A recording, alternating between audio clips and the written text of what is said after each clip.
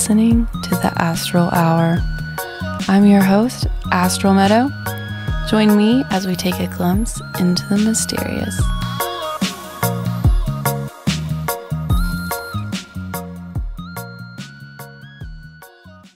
Welcome everyone. Today I'm joined with my friend Aaron Braun. Originally from the Pacific Northwest, he moved to East Tennessee at the end of 2019. He is a father to two amazing boys and is very passionate about physical fitness, philosophy, and spirituality. He strives to maximize the three pillars of life, spiritually, mentally, and physically. We will be focusing on paganism and Norse mythology for this episode. Welcome to the show. Thank you for having me. I'm excited to be here. Yeah, thank you for coming out and joining us. Could you give us a little background about yourself and your spiritual journey? Absolutely. I would be happy to. So my spiritual journey really started in my early 20s. So I would say about 12 years ago, give or take. I had gone through a divorce and I was really at an all-time low in my life. I didn't really have any sort of spiritual development. I was mentally and emotionally depleted, and I was just a shell of who I could be at the time. And there was a particular time where I was at this, it was a public venue, and I was picking up my then stepdaughter before I had gone through a divorce. And I'd actually encountered a Buddhist monk, and there was a Buddhist monastery out there. This is back in my home state of Washington. And he had walked down the aisle, and there was probably about 24 parents outside waiting to pick up their kids from whatever classes they were in. I remember in particular, he had walked down and he had passed about 24 parents, and he got to me and he handed me a pamphlet promoting the local monastery out there. And I thought it was bizarre how he selected me out of the entire bunch. Did not say a word. He looked me right in the eyes, handed me the pamphlet, smiled, and walked away. And from that point, I'm like, this is a sign. If that's not a sign, I don't know what is. It literally handed me right there. I had somewhat familiarity with Buddhism prior to that, but not a lot. I really had no great understanding of it. And I know a lot of people listening are like, how does Buddhism tie into Norse paganism? And that's the question right there. I actually started attending some of the Buddhist classes over there, and I started really learning the core nature of who we are.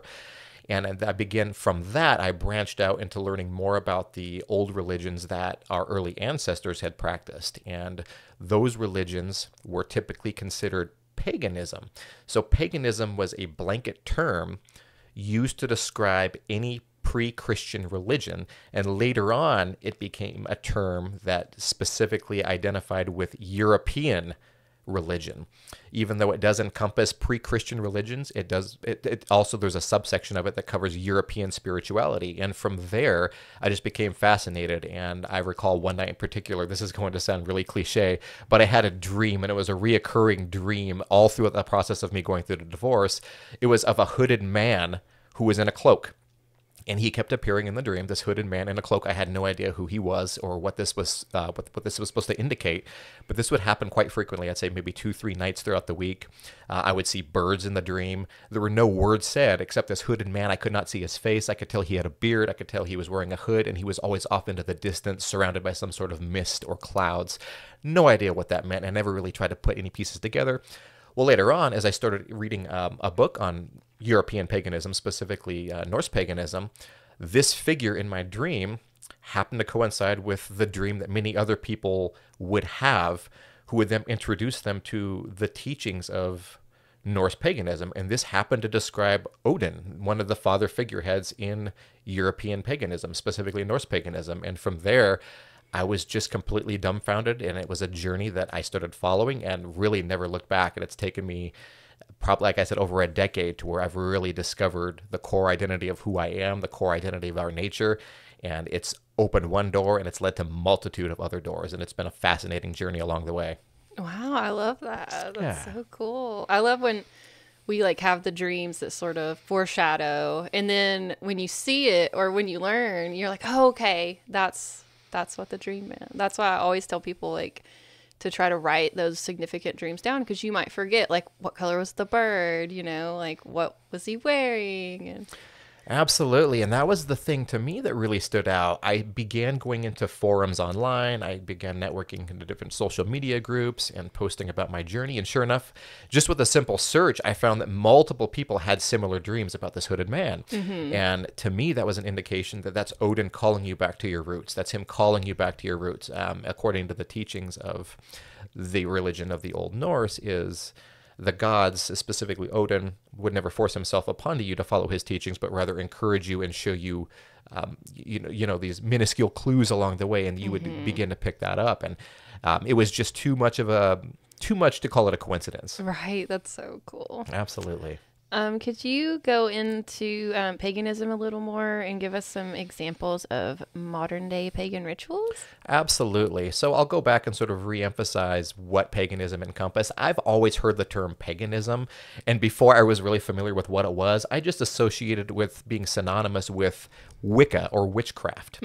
And it's really not. So I would say there are practicing Wiccans within pagans, but not all Wiccans are pagans, if that makes sense. Right. Absolutely. So any faith that existed prior to the Christianization of, I could say of planet Earth, was not really defined as a religion per se. It was just simply a way of life. It was the way people knew life to be. So they didn't subscribe to it as religion per se. So it was when Roman Catholicism spread in Europe to where the Roman Catholics had referred to it as paganism. Any religion that is not ours is paganism, regardless of what practice, what culture, what affiliate that was. A lot of those religions, with the exception of modern-day Hinduism and modern-day Shinto, have been virtually destroyed since the Christianization of the planet. The Abrahamic destruction of, because basically there's Christianity, there's Islam, and there's Judaism. I call those the big three. They're the Abrahamic faiths. And those are the predominant faiths that do follow the Abrahamic teachings. Anything outside of that has been considered pagan, just to sort of reemphasize on that. So a lot of those literature and a lot of those teachings have been destroyed along with the cultures. But if you look at the teachings at the core value of what they are, you will notice that the only significant differences are the culture. So you can take a look at Native American spirituality, and you can take a look at Northern European spirituality. You can eliminate the cultural aspect, and you will notice that the practices, the rituals, the ceremonies are almost virtually identical. Now, we're talking about two entirely different cultures from two entirely different parts of the planet who had very similar approaches to the way the world is shaped and the way our cosmos is shaped. They both honored multiple deities. They both honored a source. They both took great appreciation upon honoring Earth and nature. Very similar practices amongst all the teachings. The only primary differences were the culture. And unfortunately, most of those cultures were destroyed and have been essentially wiped from the planet. They do exist still in drastic numbers in India with what is now called modern-day Hinduism, which is actually more of a modern term. They didn't use that term back when it was formally practiced. And in Japan, it is referred to as Shinto. So a lot of modern-day practices are what we call reconstructions. So we take the bits and pieces of what we do know about our ancestors and about their practices, and we form them together and we reconstruct them as a way to recreate and preserve what's left of the heritage, what's left of the culture, and what's left of the practices in a way as close as reality as we can possibly get. Is it 100%? Probably not, just because most of those documents were destroyed throughout time. But there are several movements across the planet where multiple cultures, including Native Americans, Northern Europeans, Africans, Australian Aborigines, have attempted to gather up and preserve as much of their culture as they can to get back to the roots of their ancestors' practice. Right. I love that. I think about American Gods a lot. Have you ever... I'm familiar with the show. I actually have not watched it, but I'm quite familiar with the show and the concept of it for sure. Right. I love how, the gods still exist, but, as these people brought them to America, yes, we have this different version of them, but Odin's just like a regular dude, and like he is still worshipped, so he's still getting that energy from the worship, but he's not, it'll do like flashbacks where he's like powerful and in his armor and stuff, but Yes, absolutely. like they're still there, but they're like slowly dying off, and you can see that power going into other things. So like on that show, we're directing what we used to put into our spiritual life into like media and stuff like that. And so now we're creating new gods, Yes, absolutely. And it's interesting because a lot of people who are Reconstructionists or modern day practicing pagans, a lot of them aren't a huge fan of how the entertainment venue has used their figures. So say, for example, the most common one is Marvel's use of Thor and Odin. To me, I like it. Right. I like it for one. I think it is entertaining. For two, it's not intended to be historically accurate. Right. But three, and most importantly, in my opinion, is it gets people interested in the figures themselves, and it actually opens the door for people to learn and explore the true nature of who these figures really are.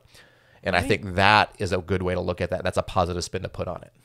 Right, and I think they do okay at it, right? Just introducing like, oh, Loki, Thor, and then because you do want to learn more about it, because they don't get into the full myths. They're just, Absolutely. They touch base on it. It's loosely portrayed in terms of the actual teachings and the sagas that were preserved, very loosely based on it, but Marvel has never intended to make this a historically accurate, presentation of anything like that any more than anything else would be. But absolutely, like you said, it does open the door for people to be curious, be like, I wonder what the teachings actually do say. Let's start Googling who was Thor, or who was Odin, or did Odin exist? And then it opens the door for further knowledge and education. Right, for sure. I was definitely into like the Rainbow Bridge or the Bifrost. Yes. And it was little things like that in the movies that I'm like, ooh, I wonder, what that's called. I wonder if that's actually in the mythology. So it definitely helped me ask those questions too. I think that's incredible. Absolutely. It is things like that open up the doors for us to say, hey, is this accurate? Let's look it up. And boom, what do you know? You're knee deep into a 1,000-page book about the religion. And It's awesome. Yeah, I've been reading like the children's version of Norse myths to my son, and he just loves it. Like he had a friend come over, and I was like, they're gonna be bored, like they're about to go to sleep, and I started reading, and they were just loving it. They were like, read another one. So they are into it. That's super cool. I'm a huge fan of the children's books myself. Honestly, I think the way that they're written out is amazing, and it gets the attentions of adult readers who might even not have a lot of familiarity on the subject, or even if they do, it's an entertaining way to perceive them and to be able to translate it and understand it, so you're not having to decipher all these translations and these terminologies that were used in Old Norse, and things of that nature. It's a much more simplified version, and I think these simplified versions are a phenomenal way to really introduce yourself to that. Right, yeah, because I had read Neil Gaiman, who also was the writer of American Gods. He wrote a Norse mythology book, and I had read it probably about a year before I got the children's version. And I was actually surprised at how similar, the stories were. So you're getting most of those details. Absolutely. In a just slightly complex way. So. Exactly. Absolutely. What are some differences between mythology and religion? And do you feel myths are mostly fiction, or is there deeper truths that can be revealed? That's a phenomenal question, and I'm really glad you asked, especially with pertaining to mythology versus religion. Now, when you ask your everyday people, who is Zeus, who is Odin, they will typically say, oh, they're a myth. Mm-hmm. But let's look at what is a myth. A myth, contrary to common belief, is not synonymous with fiction. And you can look that up. A myth is not synonymous with fiction. A myth is simply a story. It's a saga. It could be a legend. It could be in part true. It could be in part, fabrication. However, it is definitely important to identify the difference between mythology and religion in that sense, and also further identify with the fact that myth is not synonymous with fiction. So with that said, the mythology are the stories that encompass the teachings. So let's give an example, a modern day example would say, for example, Christianity. We can take the story of Noah's Ark and how Noah went across the world and he gathered, what was it, 2 of every species of animal, and he put them on the ark, and there was the flood. If you take that for its value, that would be the myth of, or excuse me, rather one of the myths of the religion. So similarly, we can take a look at Odin's quest to travel the world with his 2 ravens and sitting on his throne, And you could take some of these sagas and you can in turn say this is the myth of him hanging on the tree. So the religion is the practice. So what do you do with the myth? So in modern terms, or in modern religion, Christianity would be, for example, well, what do we feel are the practices? The commandments. We have the commandments of Christianity that we follow.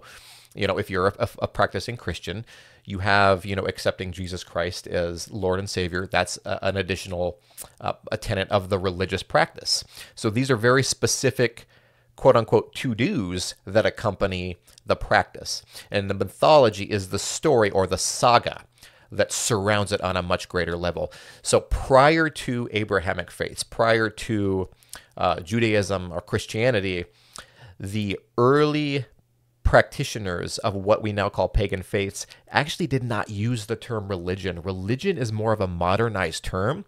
They simply knew that as a way of life. It was a way that they knew that the cosmos was shaped. It was simply not a matter of belief. They just simply knew it to be an integrated part of the cosmos.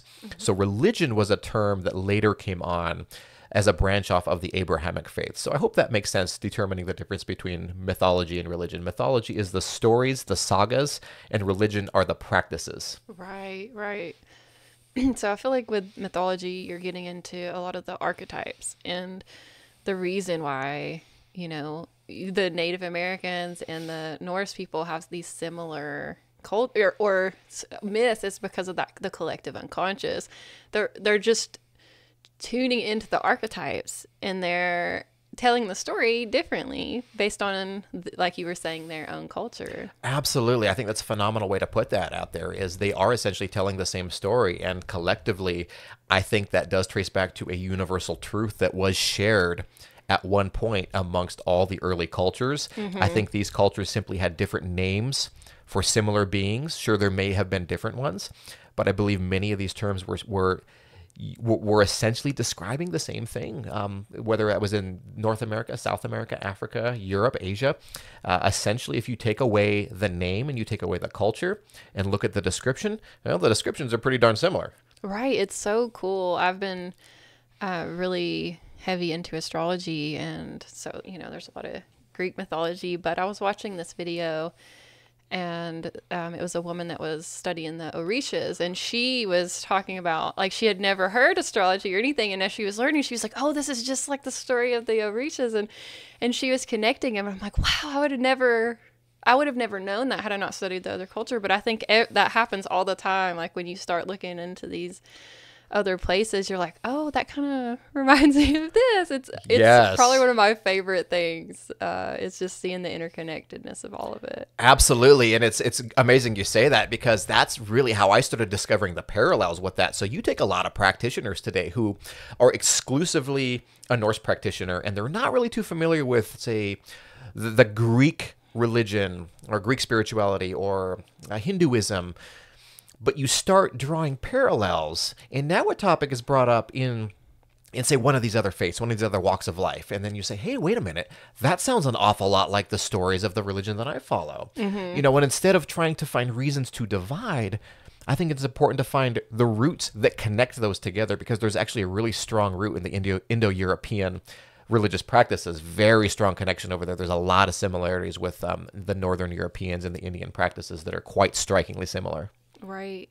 And they have like so many gods, like with Hinduism, like it just keeps going. And I feel like there's something to just that, is that everyone has these qualities within them, right? We all have this potential.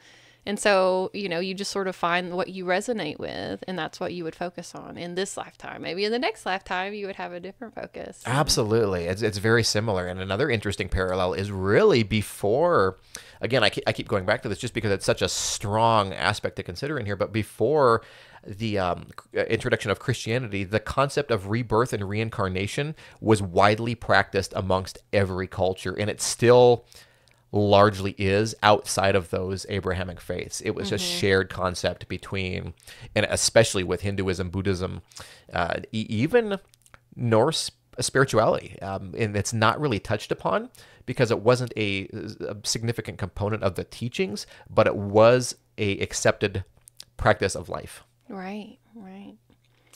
Can you share with us what you feel inspired the Norse religion and mythology, and what are some of the main sources when studying this topic? So I'd say some of the main sources that we have right now are going to be any translation of the Prose Edda and the Poetic Edda. So the Prose Edda was composed by Snorri Sturluson. He was an Icelandic poet. He was also a Christian, but he claimed to adhere as much as he could possibly adhere to the original teachings from the original inscriptions. Now, the Prose Edda was actually written somewhere in the Middle Ages of Northern Europe. So when people see when the Prose Edda and the Poetic Edda, which were both written within, a few hundred, it's thousands of years of each other, we take a look at that and we'll say, well, Norse paganism really isn't that old. It was really only drafted, 1200. Well, that's when the teachings were documented in the form of the Prose Edda and the Poetic Edda. But we have to realize that, we go back to 500, we go back to 100 AD, we go back to, 500 BCE. Those teachings were still very prominent, but they were primarily oral tradition. So a lot of people say, well, hey, what is your version of the Bible? Now, again, that's kind of a Christian concept. Most teachings don't really have their version of the Bible. They have documented, translated teachings that were primarily oral tradition, but were documented for later preservation. So most of these were all oral traditions that dated back, several thousand years. I think some of the oldest historical documents that we have today is probably going to be the Vedas of the Hinduism teachings that date back several thousand years BCE. And those are probably the largest collection of historically preserved religious documents that we have today. And in terms of the Norse spirituality teachings, it would probably be the Prose Edda and Poetic Edda. And they date back to like the Regis Codex and have been translated multiple times since then. And of course, I would say maybe 80 to 90% of that has been destroyed or altered in some way, shape, or form, which is really unfortunate because that's largely what a lot of that culture was. But we have done our best, like I had mentioned, with the Reconstructionists who try to take that and preserve it in a way that they can to practice it in modern day terms. So are there like any objects or anything that has like language written on it from that time period, or is it just like, a couple symbols? Like, does anyone know how to translate, like, if they have found anything? There are some modern translators of the Old Norse language, which is, I would say, the language that's probably closely similar to that would be Icelandic today. Okay. And a lot of this information, how it was gathered, were these runic symbols were carved into stones. They were carved into weapons, such as shields, such as swords. They were engraved into them. And they were engraved into them to such a degree that it had to have some substantial credence to it, because these were commonly found encrypted into, like I mentioned, swords, into shields, into stones, into headstones, and you name it. So eventually scholars began researching this and discovered also the history of the runes, which is another topic with the Norse teachings as well.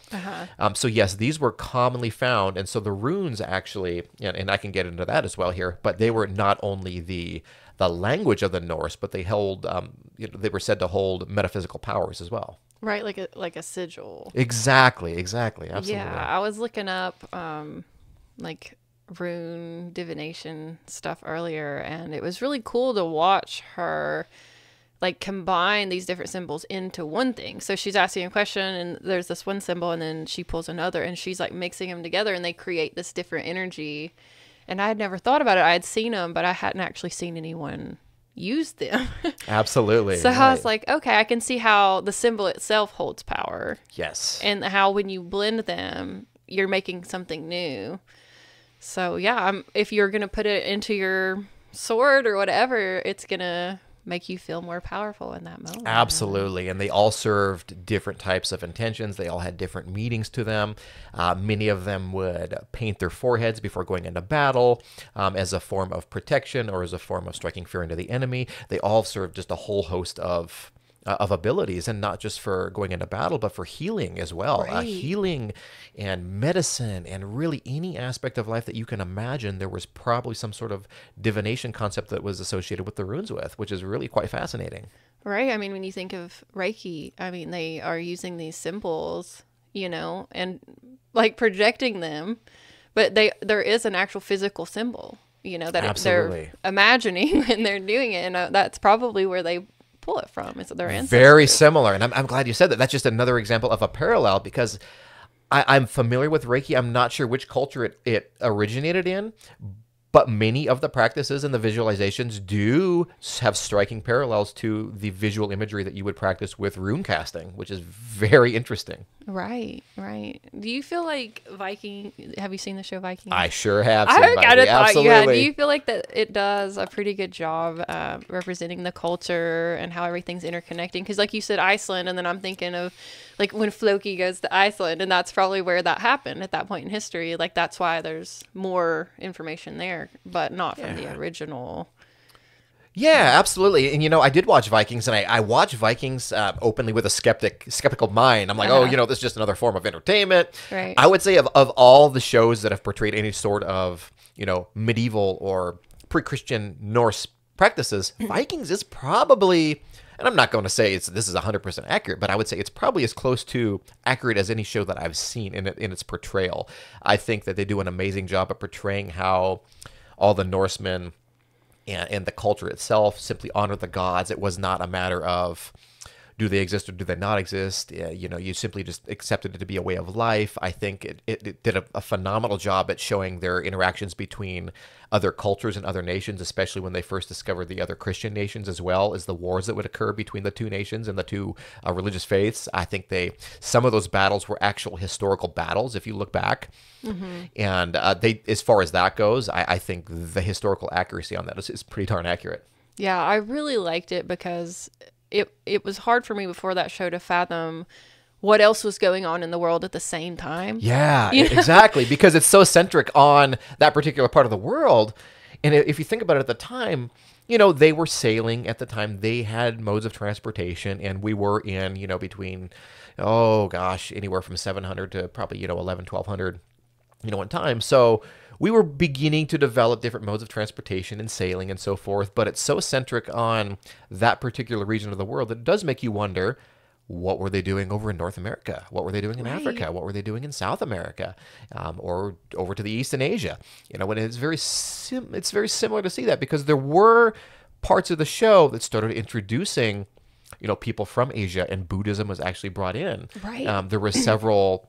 I can't recall which season it was, but it was one of the ones closer to the ends where Buddhism was brought over to Northern Europe, and many of the practitioners started actually adopting some of the principles of the Buddha, which was pretty interesting. Right, right. And then I loved towards the end when they come to North America, because like I'd never really thought about there being like Vikings in North America. You know, Yeah, it just absolutely. wasn't taught to me as Right.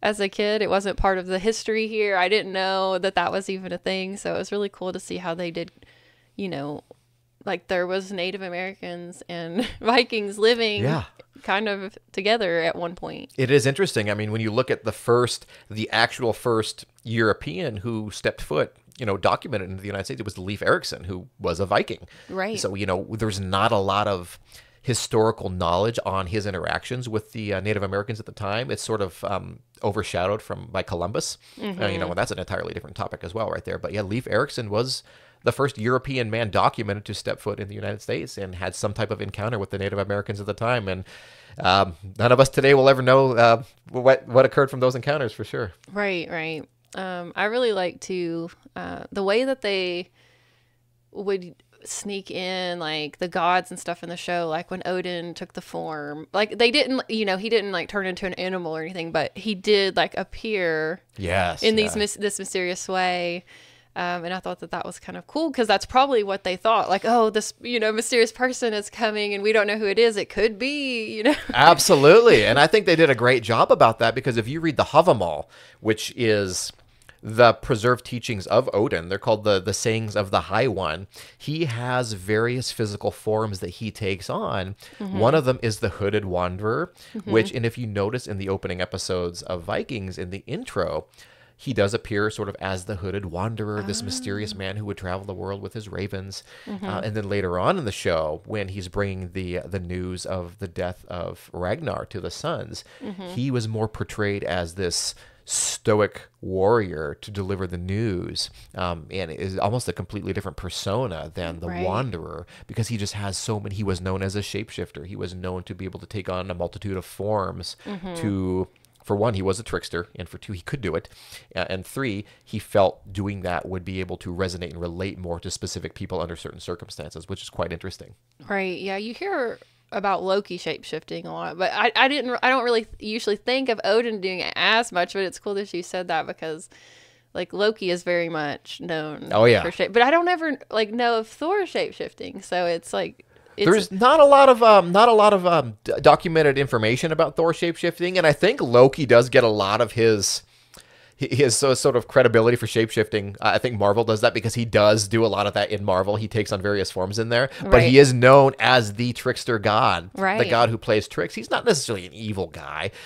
We get that conception of him that he is, but yes, he is. If you were to say, hey, you ask your average person, you know, who has somewhat familiarity about the Norse religious practices, who is the trickster god, they'll always refer to, oh, that's Loki, right? You know, because he is the shapeshifter, he is the deceiver. But yes, Odin absolutely takes on a multitude of forms, probably several hundred. He's got several hundred names as well, which is quite fascinating on there. It's very much like Zeus in that way. Yes, absolutely. Yeah, I like to think of Loki, you know, with that trickster archetype as, it seems like he's doing like an evil or something wrong, but if it wasn't for Loki, like Thor's hammer wouldn't exist. Like, absolutely. He was like the catalyst for like the evolution of that mythology, because without him messing around, so much wouldn't have happened. So it's like, it's actually necessary to have that opposition, you know, in the midst of like this person, you know, it's causing trouble and this person's fixing it, you know. Absolutely. And it really was. And it goes to show you that, you know, in pre-Christian days, the concept of right and wrong wasn't so black and white. There was just a big, massive blotch of gray, and there was a spectrum of that. You know, we knew in our hearts what was the right thing to do, what was the wrong thing to do, but nobody was really inherently evil or inherently good, but we are our deeds is really what it comes down to. And at the end of the day, are your deeds, you know, weighing out on the right end of the spectrum or the left end of the spectrum in terms of quote unquote good and bad? Right. Because there was times where he, you know, was like, seemed consciously trying to make things better too. Absolutely. You know? So, absolutely. Yes. I love that. Because with Christianity, it's totally different. You know, you think of like it's Satan and it's Jesus. Black and white. Yes. 100% black and white. And, you know, today we've got a lot of, even people who are not practicing Christians, they tend to look at the world through what I like to call a Christian lens, just because we are living in a Christianized society. And we tend to adopt in a lot of the practices that specific, I guess you could say, that specific lens brings onto us. For example, oh, this is good, this is evil, this is right, this is wrong. And they're always looking for parallels to draw with Christianity, saying, oh, hey, who's your guys' Satan, or who's your version of this or that? And it's not. That is, I want to make that very clear, that is strictly an Abrahamic concept, and that is a concept that was so foreign to any type of pagan practices, and very foreign as well to modern-day Hinduism. The concept of good and evil. There is right and there's wrong and there's gray in between, but there is no inherent good or no inherent evil. There is just simply a path of, you know, righteous, and you can take specific steps along the way to get more on that side of the spectrum versus being inherently good or inherently bad because you're lacking some sort of quality.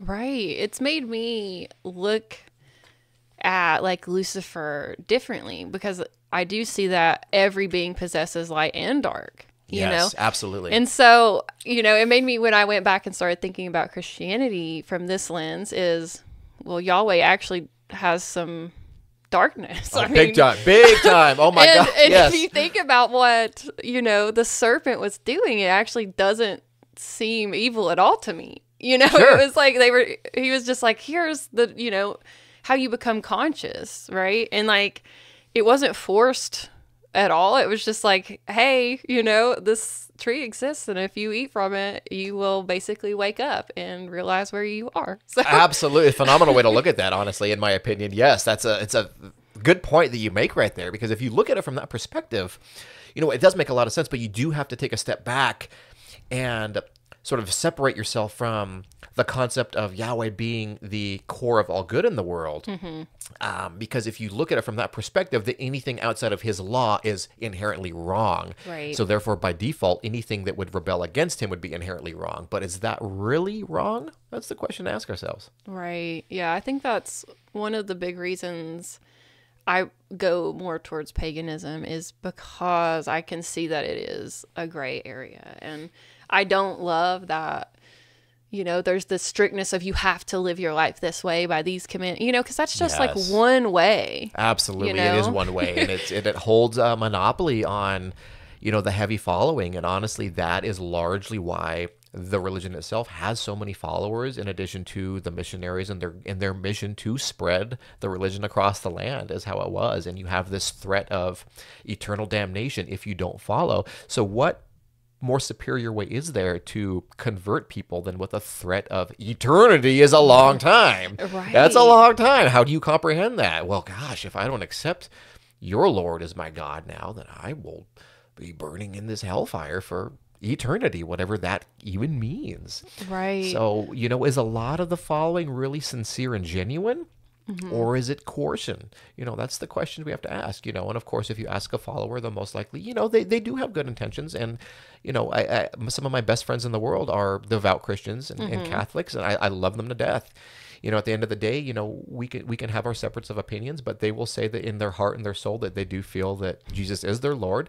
But I do feel, from my perspective, having grown up, my grandfather was a Baptist minister for, I want to say, about 50 years. So I grew up with a strong familiarity of Christianity, and I had the benefit of seeing things from a multitude of different perspectives, different angles, and I was able to sort of shape my own path from there and develop a perspective from a clean slate with informed decisions. So I do feel I have that benefit there. Right, that's great. Definitely. That's great. What were some of the common practices of the early Norse people? Some of the common practices that we know of are going to be what was preserved in any of the Eddas or any of the sagas. Now, most of those have been somewhat preserved to the best of our knowledge. We do know that sacrifice was a common practice for the early pagans. Now, was that expected of them from the gods? No, it was not. And I can say that from my experience of reading the Poetic Edda and the Prose Edda, there were many occurrences to where Odin would expect an offering. However, it's very important to see that that offering could be something as simple as a loaf of bread, a loaf of bread for a favor in return. The common core that we need to accept was the fact that Odin did not expect others to receive handouts. Essentially, if we were to take that in today's terminology, he preached the importance of, if you want to receive, you must give. Right. And it was a trade-off. It was a mutual trade-off. That is how you simply acknowledge other people. It's respect, it's understanding, it's courtesy, it's hospitality. And those are some of the core principles that Odin had taught in the Havamal. Now, many people, and I have a theory on this as well as many scholars, the reason they would refer to sacrificing, because, well, what greater offering is there to give than that of a life? Right. So if I give a life and if I ask for a favor in return, surely my favor must be met. The greater the life, the greater the sacrifice. There would be human sacrifices as well, where people would volunteer their life for the greater purpose and sacrifice their life for people to kill them in Odin's name. Odin did never, in any of the teachings, ask for that to happen at all. So I would say sacrifice was a common practice among pagans. And I did want to preface that with, it was definitely not a core tenet of the actual teachings, but more so refer to the reasons why people did feel that sacrifice was necessary, because they felt that the greater the sacrifice, the greater the offering in their eyes, the greater the reward would be in return. That was simply taken well out of context, if you were to ask me. So I believe that really gave pagans, it painted them with the brush as being these barbaric people. Right. But really, if you look back in early history, everybody was pretty barbaric. Everybody was killing everybody. Yeah, Yahweh was wanting sacrifices too. Oh, absolutely. The old gods Absolutely. are associated with sacrifice. Yes. Oh, absolutely. So sacrifice was definitely a common practice of the pagans, but so were ceremonies, so were rituals. They would engage in healing rituals, seer magic. There would be runic magic, divination. There would be just the simple honoring of the gods and honoring the various cycles of the moon. And it's simple things like this that they would do to honor their ancestors and honor the teachings of the deities, of the Aesir gods, which is the pantheon that Odin was affiliated with. And it was really just an integrated way of life. It was sort of just a seamless way that was incorporated into their day-to-day living. They would wake up, they would give thanks to the gods. They would, often, feasting was a big, and still is a big part of modern practices. Having feasts and giving your offerings to the deities in that aspect, and giving thanks, showing hospitality. Those were some of the real core tenets of the practices, and are still well preserved to this day. Right. Yeah, I really love just the way that, well, really anytime I see something like a Beowulf too, like there is the getting together as a community and just everyone getting drunk and eating well. Yep. And, Oh, yeah. And it's, that's like their church. That's everyone's gathering and sharing and Absolutely loving each other. And, it's really cool to see. So would you consider Beowulf like with the Vikings, or is he a little bit different? Or I am not super familiar with the sort of the reintroduction of Beowulf in terms of the pop culture version of him. But I do, from my understanding, yes, there was a strong parallel there with the practices of the Norse. My familiarity with him and how he's sort of been reconveyed to the public isn't that great. However, I would definitely have to learn more about him to get a good understanding of how he was. Right. I feel like back in the day, I would have known this answer, but it's been so long since I've oh, absolutely. I've read it. But right. There was some really old, it's a very old story. So I remember when I was taking a world lit class that it came up, and it was like, early world lit. So it was like there was a manuscript on that. But I think he was a Viking. I think so. I believe he was part of the culture in some way or another. I believe he was. We'll have to look that What's up. interesting is, and what's interesting is the term Viking. It's quite an interesting term. When you think of Viking, you think of, your fierce warrior, ironclad with his sword and his shield. A lot of them, while they were, fierce warriors, they were also farmers. They were gardeners, and they had various jobs. And Viking was simply one class of job that fell upon the culture. But you could have the warrior class, you could have the gardener class, the farmers, the hunter-gatherers. There were several different variations of the culture back then, which is really interesting to think about. They were really a well-rounded society. Right. Yeah. What are some similarities and differences in Odin's sacrifice versus Christ's sacrifice? Oh, that's an amazing question. So, as most people do know, Christianity is really centered around the sacrifice of Jesus Christ. And Odin was self-sacrificed. I will talk about two primary sacrifices that Odin had done, according to the sagas. One of those sacrifices when he sacrificed his eye in Mimir's well in exchange for knowledge, in exchange for wisdom. And that can be looked at as two ways. That can be looked at as a literal sense, or that could be looked at he traded his physical vision in turn for his greater self. And this other sacrifice, the additional sacrifice, when Odin hung himself on Yggdrasil, which is the world tree. This was an aspect of Yggdrasil that he hung himself on for 9 days and 9 nights with no food, with no water.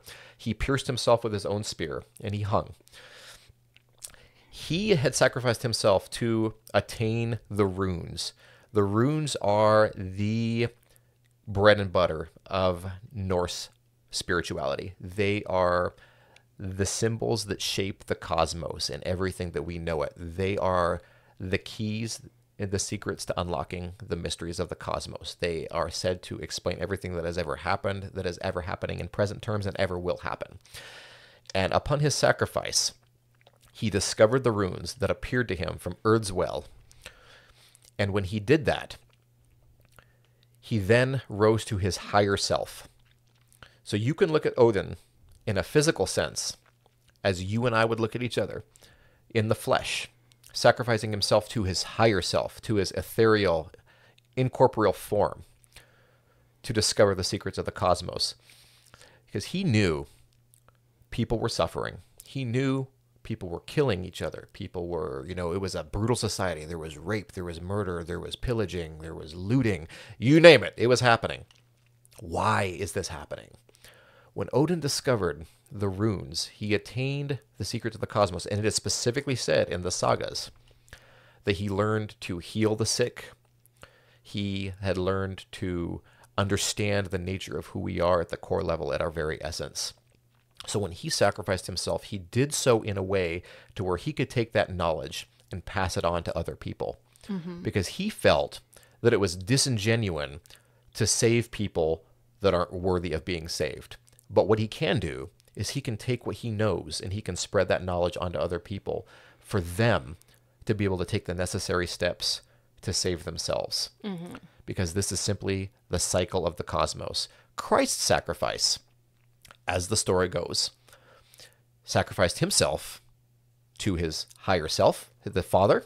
This is interesting. Sacrificed himself to his higher self, the Father, and in doing so, washed away all the sins of mankind.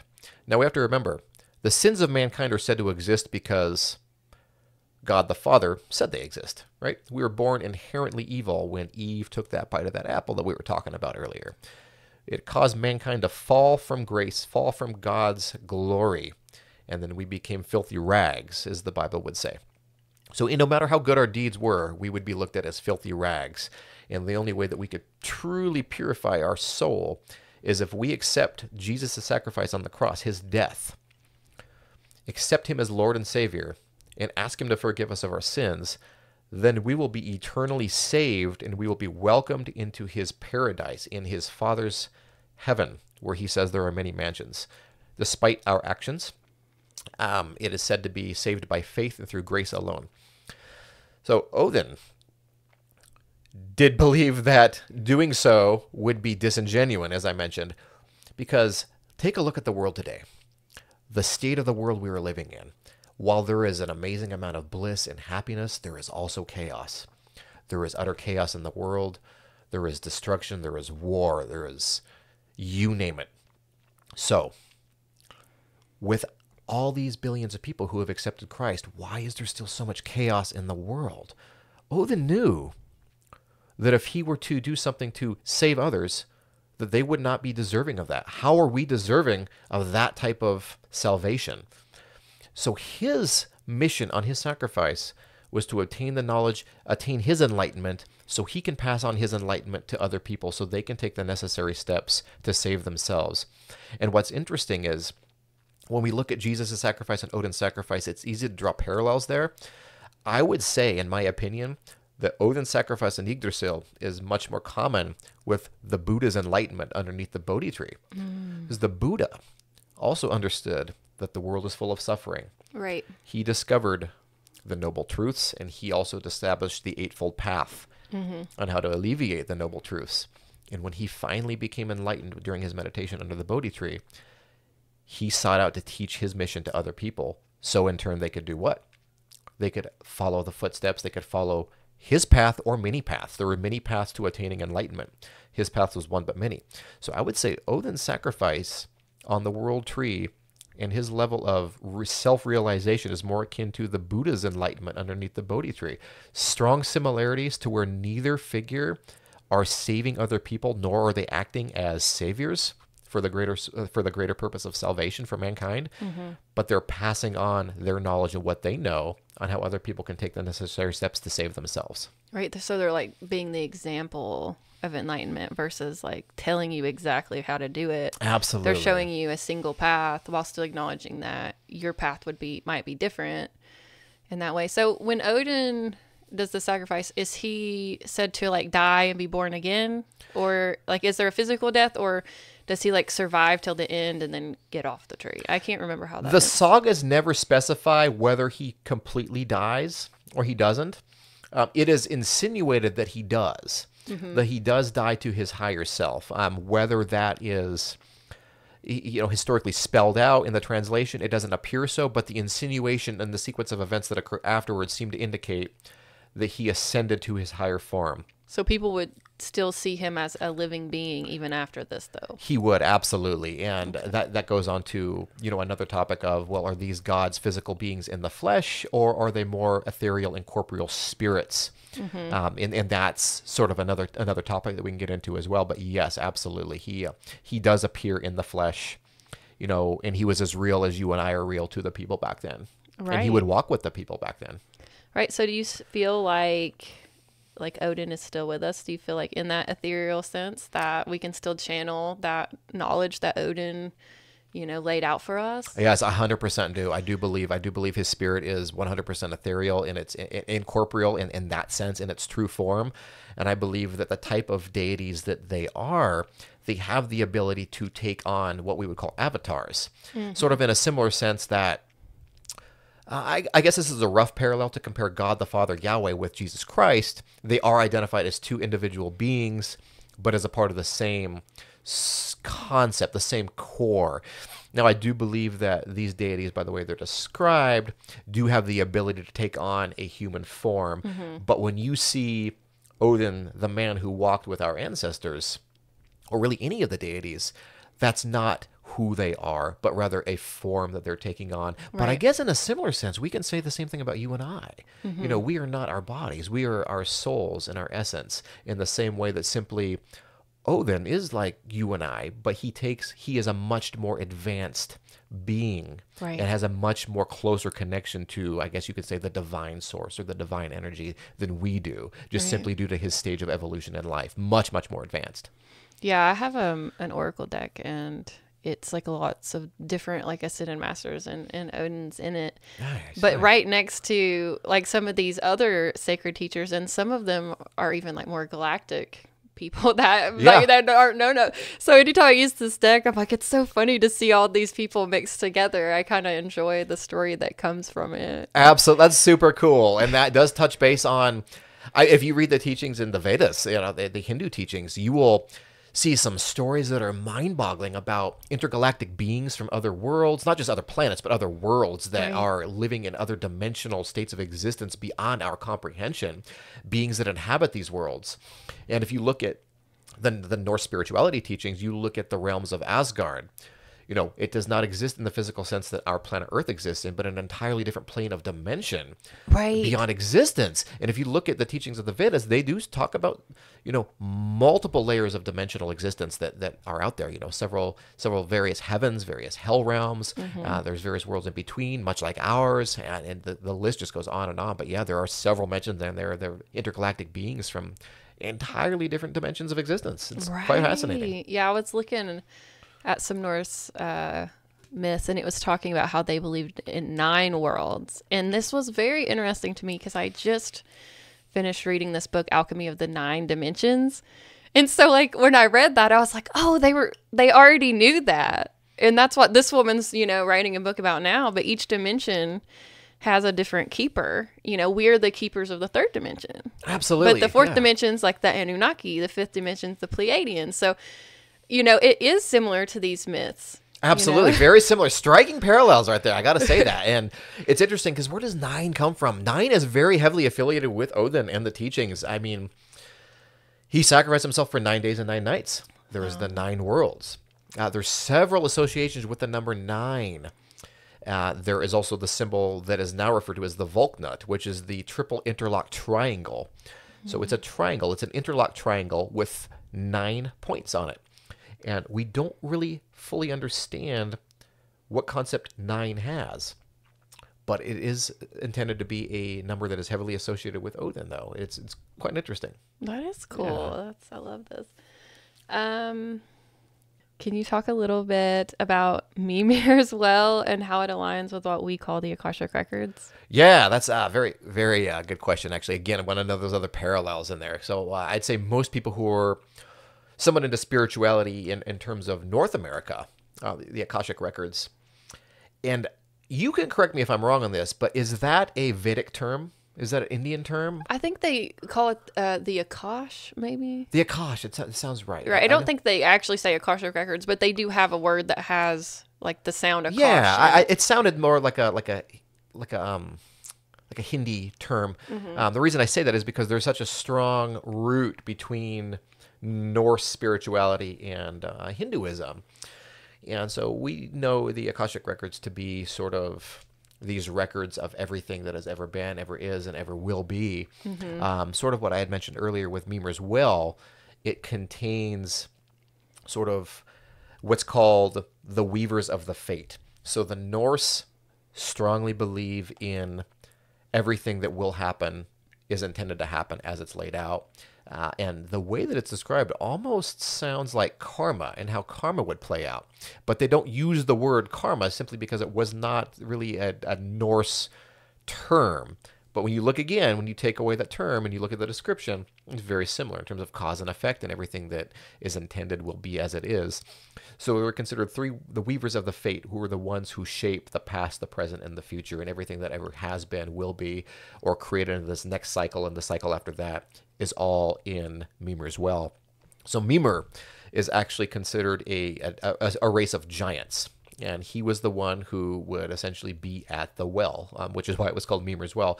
So Odin, when he was in his, I guess not necessarily earlier stages of life, but when the journey really started documenting his experiences, he had this overwhelming desire to obtain knowledge. He was the wanderer who would obtain knowledge. And the big thing about Odin was he foresaw, in his being, he foresaw the events that would cause the end of the world, Ragnarok, which literally translates to the twilight of the gods. It was the destruction of the world, where it discusses Surtur, the fire giant, who comes with his fiery sword, and he, casts fire upon the world, and he burns everything down. Almost everything. There are some surviving deities and there are some surviving people who do then repopulate the next cycle of life. Odin foresaw that, and it didn't sit well with him. He's like, there's got to be a way. If there's a way that we can prevent this from happening, there has to be a way. But according to the Weavers of the Fate and to the knowledge that was found in Mimir's Well, there was really no preventing the inevitable. It doesn't matter if you're a god or not. It goes to show you that even if you are a deity, you cannot prevent what is intended to be. And he said, well, if there's anything I can do about that, and if there's any knowledge that I can obtain, I'm going to do it. He was considered the wisest of the wise. He approached Mimir, another very wise entity, and he said, can I have a drink from your well to obtain the knowledge of all there is, all there was, and all there will be? And he said, what are you willing to sacrifice in return? Again, going back to receive, you must give. Without a hesitant thought, Odin plucks out his eye. Whether it's his left eye or his right eye, that's up for debate. That is commonly up for debate. I don't think it's super important, but it is often referred to as left. Sometimes it's referred to as right, which I thought was just funny. It just goes to show you that they weren't really focusing on the detail of that. But he plucked out his eye. And he either gave it to Mimir or he tossed it into the well. Sure enough, Mimir held up his word, and he said, okay, go ahead and have a drink from the well. He gives him a cup, and he drank it. And that's when he obtained his first real sense of enlightenment. Not complete enlightenment, because this was this had not quite followed the sacrifice on Yggdrasil, because he still felt that there was something he could do to prevent Ragnarok from happening. So going back to the question about the comparison of Mimir's Well in the Akashic Records, that well is said to contain everything there is to know, and if you were to drink from that well, you would obtain essentially omniscience, so the ability to know all there is, was, and ever will be. So I think very similar parallels, just simple different terminology that's used in that. Right. I was looking at it a little bit, and it was talking about how the well is like underneath Yggdrasil. I'm probably saying these words wrong. No, you're totally right. You're actually really impressive with how you're saying it. I tend to put a little bit of an accent on it just because that's right. Yeah. I feel like it might be insulting if I try to add an accent. No, not at all. But this is interesting too, coming back to the 9 dimensions, because the first dimension is the iron crystal core at the center of the earth, and this is where the Akashic Records are stored. And so when we access the records, we actually have to go down and in. Yes. And so it's interesting that when I was looking at the parallel of the well being under Yggdrasil, in the earth, right? You have to go inside. That's a phenomenal. And that's amazing you said that. I never thought about that parallel before. I've never thought about that I before. hadn't either until today when I was like preparing, and I was like, that's so interesting how it relates to the first dimension for me. Absolutely. And it's just a storehouse of knowledge that is a fascinating thing to think about. And on that note, how many chakras are there in our essence? How many chakras do we have? I mean, there's different people that say different things. There's the 7 main ones. Some people will say 9, and then when you start adding meridians and, some people consider the aura its own. That's what I thought as well. And that brought me to you drawing that comparison with the well, brought me to the comparison of the chakras and Yggdrasil and the 9 focal points or 9 worlds. It's almost as if we can draw like a comparison to, we're all kind of our own mini Yggdrasils, a part of the greater Yggdrasil. And it's another way to show how we're all truly interconnected at the cellular level. Right. It's fascinating. I just thought about that as we're talking right now. That's cool. Awesome. Absolutely. Yeah, I was also thinking too, as the metaphor of him giving his eye. And then it goes back to like the Hindu was just like the inner eye, the third eye. Yes. And so sort of awakening that knowledge that we all actually have already, but you have to close like a physical eye in order to access the inner eye. So I don't know if that's like where they were actually going with that, but that's how that was a thought that came to me as I was reading it. That is actually a common theory that a lot of modern practitioners do accept. And if you were to look at that in terms of a metaphor, that he traded his physical vision for his vision of his greater self, in terms of his all-seeing eye, for him to do, take that one step closer to, attaining omniscience or really unlocking the secrets to, the universe. I think that's a fascinating parallel. Yeah, I really accredit the Akashic Records for a lot of the interconnectedness because, like, we have it here, this accessing, endless knowledge through this well, but a lot of, like, the indigenous cultures, in order to get into the records, you have to say a Mayan prayer, Absolutely, and so that's a very ancient culture. Yes, they knew how to get in, and we're still learning from those cultures. It was like almost forgotten, but we're bringing it back, Absolutely. And I feel that those cultures were much closer connected to these divine sources and the metaphysical than we are today. And if I were to look at that as to the reason why, we have had, with Christianity coming in here, sort of separating that and causing that big divide. But also, if we were to look at Hinduism, we are living in the Kali Yuga. Right. And the Kali Yuga is, the yuga where there's chaos ensuing and we're really as disconnected as we can get to spirituality in our core. It's not necessarily a good thing, but it will pan out to be a good thing later on down the road, which is probably another reason that people today aren't really as spiritual as they were thousands of years ago. Right. Yeah. In the 9 Dimension book, she's like Cherokee and Celtic heritage. Nice. And she said that all of us were tuned into the records, and because this is the first and second dimension, this is, beneath us. That all these cultures, they were very connected to the earth. And if you're connected to the elemental realm, you're going to be automatically connected to the second dimension. And when Christianity came, she actually, is a little bitter about this. Yeah. That it kind of pulled us out of the elements. We lost our direction. Like literally the 4 directions was a big aspect of getting to the other lower dimensions, which aren't better or worse. They're just literally lower. Like, absolutely. Right. Exactly. Like there is no hell in these religions. So there's no fear there, but they actually created it to where we actually fear because we think hell is below. Right. Where it's really just a whole different realm. Absolutely. And we think of like above heaven as being good when there's really, everything has its light and dark. There's light and dark everywhere. So. Absolutely. So that was an interesting connection too. So. That is really interesting. And it really does go back to, teachings of, Hinduism or Buddhism that talk about the several layers of existence. And it also goes back to the concept of rebirth and reincarnation and the physical aspect that our soul will in turn inhabit depending on our karma that we've accumulated in this life and our multiple, prior lives to this. And there's several different layers of that. And like the teachings even state, one isn't necessarily better or the other. Sure, it could be more enjoyable than the other. Absolutely. There will be some that are much more enjoyable to be in than the others, but they're all at different stages of spiritual advancement, if that makes sense. Right. Yeah. Learning about, past lives and just thinking in that way, like stretching my mind in that way really helped me so much. just grow as a person. absolutely. And it takes fear away. So you can see when the church sort of took that from us, and that it actually instilled a lot of fear, because we think, oh, we only live once, exactly, and we're gonna go to hell, yes. Yep. So I always look at it for my practice. I pull from lots of different spiritual beliefs, and I sort of make my own thing out of it.